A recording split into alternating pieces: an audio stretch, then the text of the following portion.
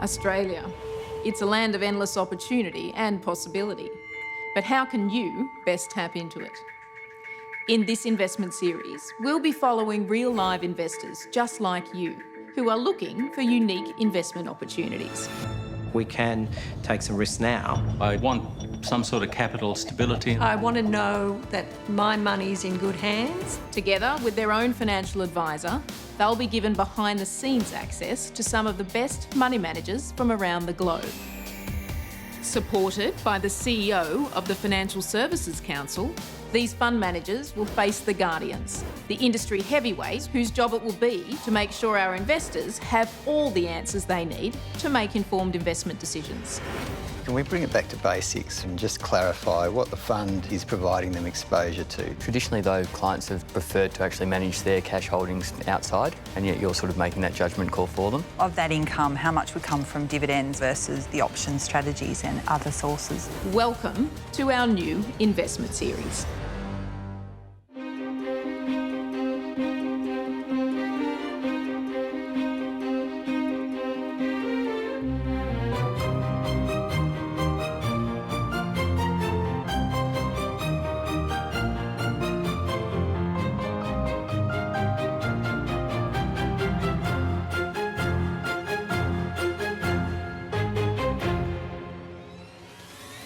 Today you're going to meet Ross Spark, a father of one with another on the way.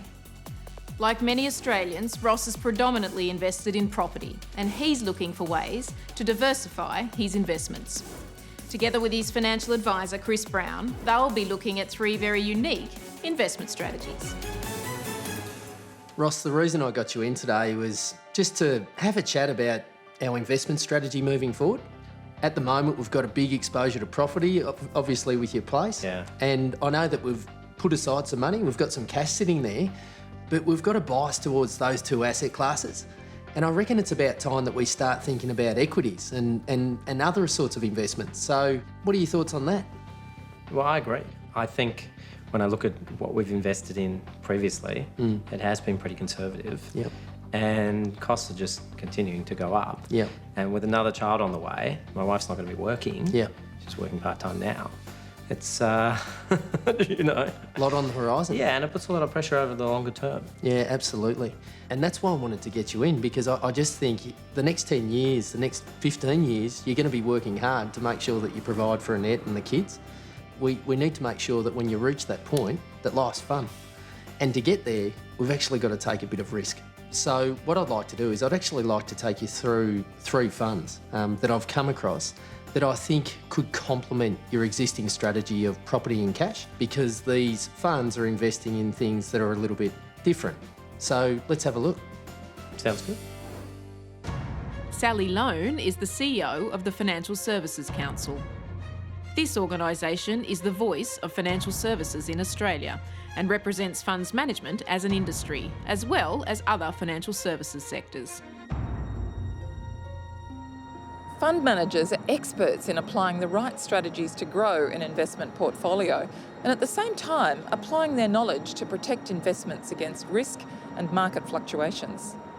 Funds managers have access to a wide range of products which they can apply in a bespoke way to ensure that your portfolio is appropriate for your stage of life.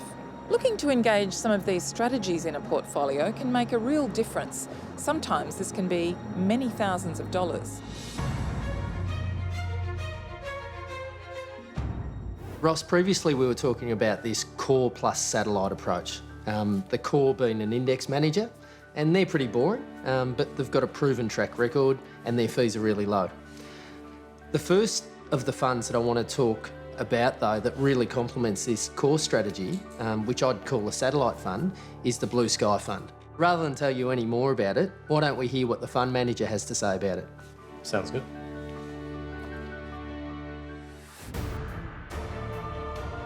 I got into funds management because I was really attracted to the idea of living with the consequences of your decisions. When you're managing people's money, there is a keen sense of responsibility associated with that. We all have a lot of our own money invested, so we certainly feel the impact of the results, both when things go well and when they don't. Our head office is in Brisbane, and I think when we started out, that gave us access to a group of talented people that we wouldn't have otherwise had access to. It's a reasonably familiar pattern. You get a lot of Brisbane people who graduate from university and then go on to very successful careers in Sydney or Melbourne or New York, London, Tokyo. And quite often they reach a stage in their life when they want to be in Brisbane. And inevitably when that happens, they approach us, which is great. So we've been able to put together a team of people who have that international experience and want to be based in Brisbane. We've since grown. We now have offices in Sydney, Melbourne, Adelaide and New York, but that experience of being able to recruit people, not because we're offering them the most money, but because they want to be part of our organisation, has been very positive. In today's market, I think there is a premium for diversification. I think we're seeing pretty full valuations, a lot of traditional asset classes, and I think it's important to allocate pretty broadly because we live in a very uncertain world. Alternatives are defined as those asset classes that are different from traditional equities and fixed income. Most institutional investors globally think about alternatives in 4 categories: private equity, hedge funds, private real estate and real assets. And the common thing across those is they have a different return profile, risk profile, and liquidity profile compared to the traditional asset classes of equities and fixed income. Investing in alternatives really brings 2 things. One is the potential for enhanced returns. Alternative asset classes produce higher returns compared to traditional asset classes like shares and fixed income. The other benefit is they tend to have low correlation with traditional asset classes. They move up and down with different behaviour.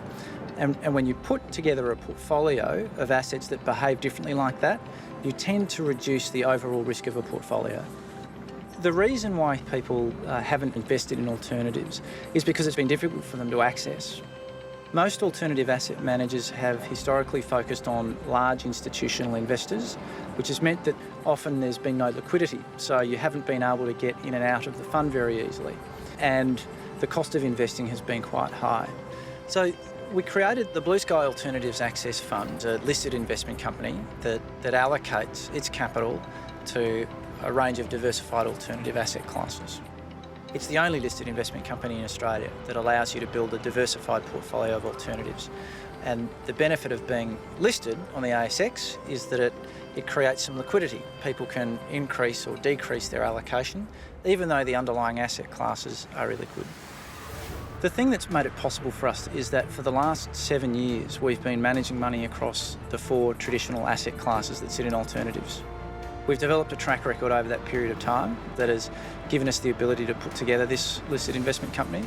I think it would be very difficult for someone else to create that. There are no other diversified alternative asset managers in Australia, and so I think we're in a pretty special position. Why wouldn't I just go and invest in these type of alternative assets myself? Yeah, it's a good point. And look, we need to be mindful of the fact that the fees are relatively high. There's an underlying fee and there's also a performance fee. Right. However, what I like about Blue Sky is they've actually got a proven track record in this space. Right. So the fee is proportionate to the experience that we're tapping into. So although when you look at it on paper, you just go, gee whiz, it's fairly high, particularly compared to some of these index managers that we've used previously, but I reckon it's worth it. And again, that fee or the higher fee only affects a small portion of our portfolio. When I look at it, do you think that the investments that they'd be making are diversified enough? It's a great question, and I think it's something that we need to pose to the fund manager themselves and actually understand what they're getting themselves into. Sounds good. Ross, let's have a look at the 333 Volatility Advantage Fund. The best investment advice I've ever been given is about risk management.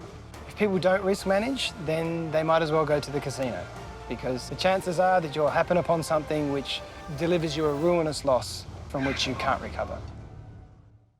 333 Partners is a research and investment firm that's dedicated to volatility as an asset class. And we have spent the last 7 years developing the forecasting technology that underpins the Volatility Advantage Fund. The science around forecasting volatility is very complex, and so you need people with very special numerical skill sets. We're trying to be the best in our field anywhere, which means that we need to break new ground, and in order to do that, you need very smart people. We have a lot of PhDs. We have a fellow who was on the Russian Maths Olympiad team. We have a physicist who's a particle physicist. We have a University of Sydney medalist in applied mathematics, and we have software engineers. I typically work 7 days a week. I've got a passion for the asset class. It's relatively new, it's exciting, it's a little bit more complex than other asset classes, and I think the potential is enormous, and that's why I want to make sure that we pursue it as aggressively as we can to try and help people to better manage their risk. Most of my career was spent in investment banking, and everything that I did was options trading related. It was the old trading floor and everyone was screaming and shouting, and I found that very alluring. I was absolutely drawn to the competitiveness. Yeah, that's kind of what motivates me. When I was younger, I used to competitively swim, and I got to national level, but not good enough to get in the team. There was a tinge of disappointment that I didn't get to the top, but it was very instrumental in sort of developing and shaping me. Swimming taught me about discipline, taught me about goal setting, how to respond in the face of adversity or failure, and I've always wanted to be the best, and so I tried to achieve those goals in options trading as well. So learning the expertise that I did over the last 20-odd years trading options really highlighted that there was a deficiency in options and also volatility as an investable asset class. And when I decided to come back to Australia, I thought, well, I'll develop a specialty fund that's dedicated to volatility as an asset class. The fund is called the Volatility Advantage Fund. The purpose for this fund is to add genuine diversification to portfolios that have long equity beta. And Australia is the second most exposed population to equities of any around the world. So when we set about creating this fund 4 years ago, the idea was to be able to provide reliable diversification to a portfolio that was long of equities. Volatility is a good diversification tool because it is typically inversely correlated to equity indices. So if we look at the S&P, for example, when the S&P falls, the volatility index tends to rise. And that is what's called a causal relationship. And unlike other asset classes, it can be relied upon. In 2008, a lot of the experience for investors was that they had things that they thought were diversifying their portfolio, but in fact, at that time, all the correlations tended towards one, and in fact, they weren't as diversified as they thought they would be. That's something that doesn't happen in the case of volatility, because when equities decline, volatility will rise. The best example we have was during the Greek crisis. In that period from about June to November of 2011, there was a lot of turmoil in the market, obviously, with what was going on in Greece and the potential default and potential exit from the euro, that equity markets fell precipitously. At that time, we actually had our strongest return period. We were up about 20%. Really, that sort of verified and proved to us that we had a process that was in place that was doing what it was designed to do. And so clients were obviously very happy about the fact that they'd invested in the fund during such a period. Ultimately, that's what the fund is designed for. The legacy that I would like to leave behind is one of being acknowledged as being a pioneer in the volatility space and developing tools that take advantage of that in ways that just can't be done in other asset classes. And I'd like to be remembered as having developed good products that satisfy a very specific and frankly desperate need for investors to get diversification. So how do you feel about that? It's not something that I'm familiar with. I like this fund because we're going to have some exposure to international equities within the core part of our strategy. Now, the reason that this complements our portfolio is that this fund will be doing completely different stuff to the international equity component of your portfolio. Why is that important? Well, if that's going down, we want something else going up. And Simon Ho at 333 has got a proven track record to managing this type of portfolio particularly well. Biggest concern is Simon is the man at 333. If we lose Simon, there's a strong chance it could adversely affect your portfolio. But on the flip side, if he gets it right, it's just going to work really, really well for us. How do I know what they're actually investing in? I think we actually should just check out the machinations with Simon himself when we catch up with him. Right. Because of the 3 funds that I've been investigating on your and Annette's behalf, this is the most complicated investment philosophy. Right. So there's a bunch of propeller heads in Sydney, PhD qualified, and they're derivative traders. So it's complex stuff. We need to understand what's going on behind the scenes before we do anything. Let's learn more. Sounds good. So Ross, I want to have a chat about the Australian Ethical Fund. Australian Ethical has been around for a long time and they've got a great reputation within the Australian marketplace. So what do? I think the name gives it away. They invest in companies that have an ethical ethos. You're only going to get companies in there that get ticks in the boxes that the Australian Ethical Fund has constructed. So they've got to have a social conscience, they've got to have a sustainable view of the world. Rather than tell you more, let's have a look at a video on the Australian Ethical Fund. Sounds good. Look, the companies that I meet with, have changed the world. The likes of Cochlear in terms of hearing, the likes of ResMed in terms of sleep apnea, and some of these new and emerging technologies that sit in the fund.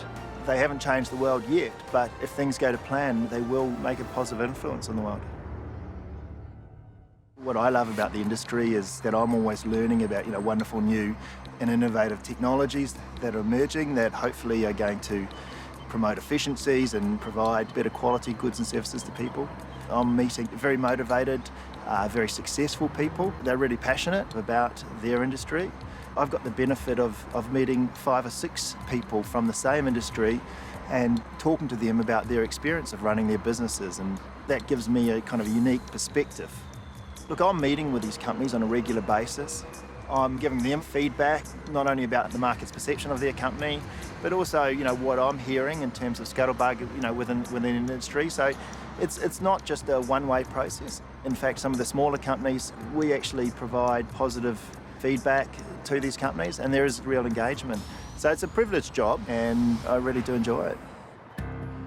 Well, Australian Ethical Investment has been around since 1986, the fund since 1994, and we've consistently had this ethical screening process whereby we screen out certain companies and sectors that are considered negative for the environment or negative for society. And the obvious ones there are gaming, extractive type industries in terms of oil and gas. One of the things that makes us different is we actually will only invest in a company if we see a positive.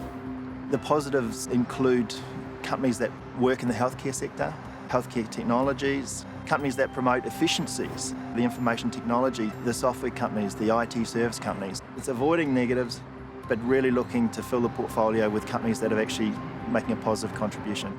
Investing in the fund, you get exposure to new and really innovative sectors and companies. You get a sleep at night portfolio, and you know that your superannuation money or your investment money is not going into some company that you personally really would disapprove of. Smaller companies is where I think investors have a real opportunity over the long term to add genuine value. Some of our ASX 100 companies, they were small companies at one stage. Investing at the right point of the company's growth cycle will make a lot more money. It's about capital growth. The fund tends to invest a lot in technology, healthcare, as well as having traditional type investments in terms of regional banks, insurance companies, renewables companies. It's a combination of reasonably growthy type stocks, as well as some solid companies that are going to give investors a good dividend yield. So we combine those together. It's a 40-60 split of ASX 100. 60% is small companies or outside the 100. The 40% gives us the dividend yields, gives us more stability, whereas the 60% gives us the growth. A lot of investors automatically assume, because there is a screening process, that you're sacrificing investment returns. And that's certainly not the case, because we're focusing on high growth type sectors and we have real domain expertise in those sectors, that we can add more value than the rest of the market. The fund has had top quartile performance over 1, 3, 5, 7 and 10 years. We're proud to say the 7-year track record, we're number 1 in terms of funds measured in the Mercer survey. The beauty of this fund is that it does have a low correlation with other fund products, and that means you can get some risk reduction by combining this fund with other funds that you may have. What you get investing, with Australian Ethical Investment is some of those, forward-looking technologies and investments, which we think will make a difference and hopefully make a difference to your pocket.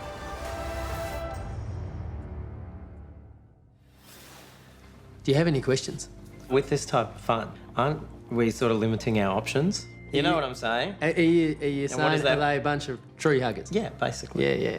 Look, yes and no. I think the missed opportunity is the mining sector. The mining sector don't qualify under their ethical ethos. So this is why it's a part of a core plus satellite approach, because in our core strategy, we're going to tap into the mining sector. But I think it's kind of a nice thing, sort of investing in ethical companies, as long as we don't make a huge exposure to that particular strategy. Right. I think you mentioned this fund's been around for a long time. Yeah. Look, I think it's got a lot of history in terms of returns. Absolutely. Does that help me? Look, it really helps me that they've got a proven track record. However, it doesn't guarantee that they're going to be performing at that level well into the future. Right. Australian Ethical only charge about 1%. So I think that that's a really good thing. Fees really erode performance. Right. So I'm not paying higher fees because they're having to focus on ethical versus non-ethical with this fund? No. Look, because they've been around for a while, they've got a lot of money under advice now, we've got the benefit of scale. So we're going to be tapping into that, and hence that's why the fees are lower.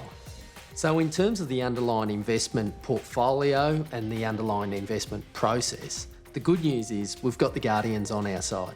So they're going to be drilling these guys, and they're going to be finding out about some of the companies that this fund actually invests in. And they're going to be understanding the process and the rigour behind that selection. So let's just tap into what we learned from that meeting.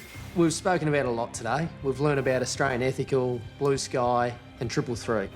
And I bet there's heaps of stuff going through your head, and there's a lot of stuff that you and Annette need to go away and consider. What's going through my mind is really about looking at those sort of longer term goals of saying, well, can I send my kids to the school that we want to at the time, whether it's a private school, whatever it is, but having the money available there for them. Yep. And at the same time, new baby, wife's not going to be working, and managing and that short-term goal for me and for us of having money available as well.